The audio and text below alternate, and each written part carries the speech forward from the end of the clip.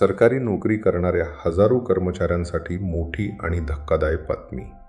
मुंबई उच्च न्यायालयाच्या आदेशानंतर आता राज्यभरातील सरकारी आणि निमशासकीय कर्मचाऱ्यांची फेरतपासणी होणार आहे.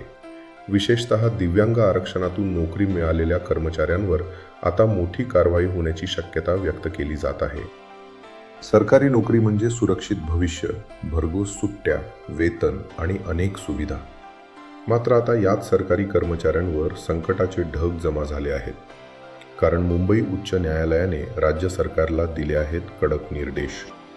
दिव्यांग आरक्षण प्रवर्गातून नोकरी मिळवलेल्या कर्मचाऱ्यांच्या अपंगत्वाची फेरतपासणी करण्याचा आदेश मुंबई उच्च न्यायालयानं दिले आहेत. राज्य सरकारनं यासाठी 2018 आणि 2019 मध्ये विशेष वैद्यकीय मंडळ स्थापन केल्याचा दावा न्यायालयात केला. आता या विशेष मेडिकल बोर्डमार्फत कर्मचाऱ्यांची पुन्हा वैद्यकीय तपासणी केली जाणार आहे. न्यायालयाने स्पष्ट सांगितले आहे की राज्यभर सुरू असलेली फेरतपासणी, पुनर्मूल्यांकन आणि फेरपडताळणीची प्रक्रिया पुढील 120 दिवसात पूर्ण करावी. या प्रक्रियेत हजारो सरकारी आणि निमशासकीय कर्मचारी सहभागी होणार आहेत.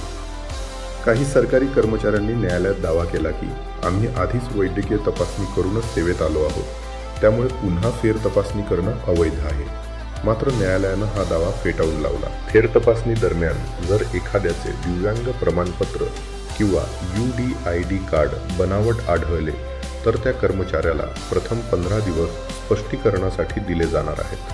त्यानंतर विभागीय चौकशी होईल आणि आरोप सिद्ध झाल्यास सक्तीची सेवानिवृत्ती देखील दिली जाऊ शकते.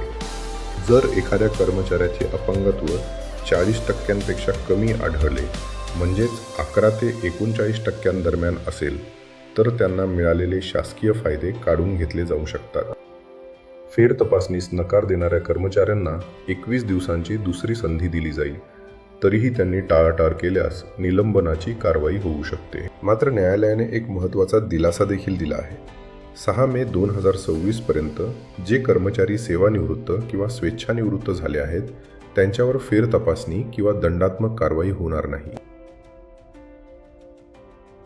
मुंबई उच्च न्यायालयाच्या या निर्णयामुळे राज्यभरातील हजारो कर्मचाऱ्यांमध्ये चिंता वाढली आहे. तुम्हाला काय वाटतं? ही कारवाई योग्य आहे का? तुमचं मत कमेंटमध्ये नक्की सांगा.